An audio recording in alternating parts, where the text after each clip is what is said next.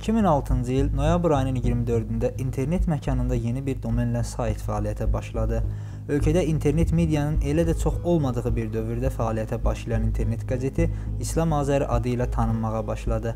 Fəaliyyəti çərçivəsində çox sayda məhdudiyyətlərlə üzləşən redaksiya problemləri saytın yayımında hiss etdirməməyə çalışdı. Az işçi qüvvəsi ilə çox iş nümayiş etdirmək öz səmərəsini verdi və izləyicilərinin rəğbətini, etibarını qazana bildi. Saytın həm görünüşündə, həm də yayım xəttində izləyicilər üçün rahatlıq ilk nəzərə alınan amillərdəndir. Ölkədə baş qaldıran islamofobiyaların işıqlandırılması, İslam maarifi və dezinformasiyalara cavab əsas hədəflərdəndir. Həm ölkə daxilində, həm də dünyada geniş miqyasda dezinformasiya müharibəsinin getdiyinin şahidiyik. Cəmiyyətin islahı, yalanların deşifrə olunması, həqiqətin insanlara çatdırılması, Əhl-i-Beyt müqəddəslərinin media çərçivəsində qorunması prioritetimizdir. Kənar təsirlər, yad qüvvələr tərəfindən dəfələrlə islamazəri.az-ın imicinə mənfi təsir göstərmək üçün palçıq atmaq kampaniyalarına start verilsə də, bu iftiralar nəticəsiz qalıb və saytın fəaliyyətində hər hansı geriyə addım atılmayıb.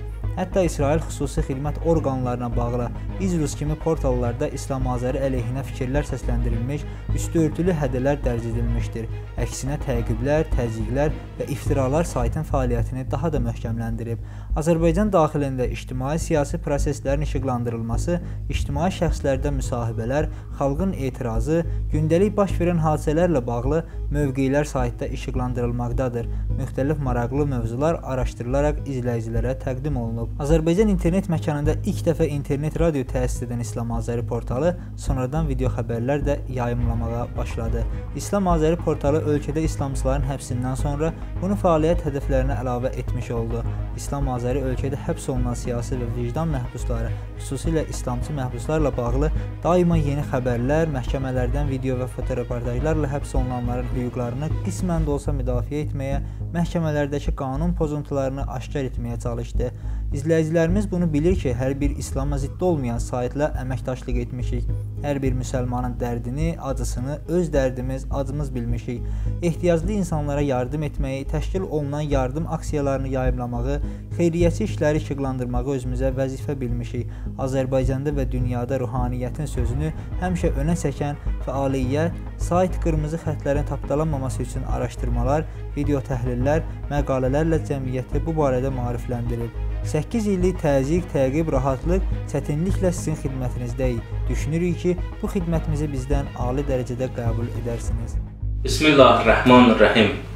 Bugün İslam Azəri internet qəzetinin 8 yaşı tamam olur. Bu münasibətlə bütün İslam Azəri az kollektivini bu 8 il ərzində bizi izləyən bacı və qardaşlarımızı ürəkdən təbrik edirik. İslam Azəri internet qəzeti bu 8 il ərzində müxtəlif təzyiqlərə məruz qalmış, müxtəlif baskılarla üzləşmişdir.